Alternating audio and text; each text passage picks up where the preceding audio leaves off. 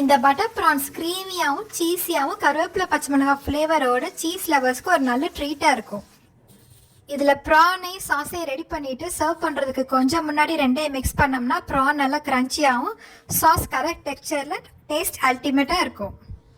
இந்த cheesy prawns செய்கிறதுக்கு நான் 20 மீடியம் சைஸ் ப்ரான்ஸை எடுத்து நல்லா க்ளீன் பண்ணி ரெடி பண்ணி வச்சுருக்கேன்.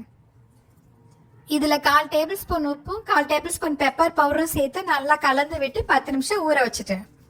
10 நிமிஷம் கழிச்சு ஊறின ப்ரான் மேலே 1 டேபிள் ஸ்பூன் கார்ன்ஃப்ளவர் சேர்த்து நல்லா கலந்து விட்டுக்கிட்டேன். அடுத்து ஒரு பேன் எடுத்து அதில் 50 மில்லி எண்ணெயை ஊற்றி பாதி ப்ரான்ஸை மட்டும் போட்டு பொரிய விட்டுட்டேன். ஒரு பக்கம் பொரிஞ்சதும் ப்ரான்ஸை திருப்பி போட்டு மறுபக்கம் நல்லா பொரிஞ்சு கிறிஸ்பானதும் எடுத்துட்டேன். இதே மாதிரி மீதி உள்ள எல்லா ப்ரான்ஸையும் போட்டு நல்லா கிறிஸ்பாக பொரிச்சு எடுத்து வச்சுக்கிட்டேன். இப்போ அதே பேனில் எண்ணெயை வடித்து விட்டுட்டு 2 டேபிள் ஸ்பூன் பட்டர் சேர்த்துக்கிட்டேன். பட்டர் கரைகிறதுக்கு முன்னாடி 10 பல்லு பூண்டை நல்லா ஃபைனாக சாப் பண்ணி இது கூட சேர்த்து ஃப்ளேவர் பண்ணிக்கிட்டேன். பூண்டு பாதி பொரிஞ்சிட்டு இருக்கும் போதே 3 கீரின பச்சை மிளகாய் சேர்த்து எக்ஸ்ட்ரா ஃப்ளேவர் ஆட் பண்ணிக்கிட்டேன். இப்போ ஒரு கைப்பிடி ஃப்ரெஷ்ஷான கருவேப்பிலை சேர்த்து எல்லாத்தையும் நல்லா வதக்கி விட்டுக்கிட்டேன்.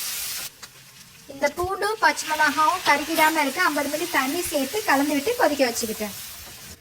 இப்போ ஃப்ரெஷ் க்ரீமில் 50 மில்லி சேர்த்து நல்லா கலந்துட்டேன். க்ரீம் நல்லா கலந்ததும் எக்ஸ்ட்ரா டேஸ்ட்டுக்காக கொஞ்சம் ஒரிகானோவும் ஒரு பிஞ்ச் உப்பும் சேர்த்து கலந்து விட்டுக்கிட்டேன்.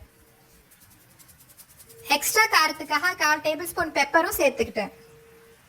எல்லாம் ஒரு சேர நல்லா கலந்ததும் 2 சீஸ் கியூபும் 2 டேபிள் ஸ்பூன் தண்ணியும் சேர்த்து கலந்து விட்டுட்டேன்.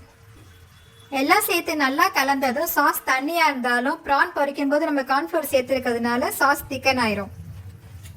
இப்போ பொரிச்சிருக்க ப்ரானை சேர்த்துக்கிட்டேன். ப்ரானை ஏற்கனவே கிறிஸ்பாக பொரிச்சதுனால ரொம்ப நேரம் போட்டு கொதிக்க விடாமல் 2 நிமிஷம் போட்டு பெரட்டி விட்டால் போதும்.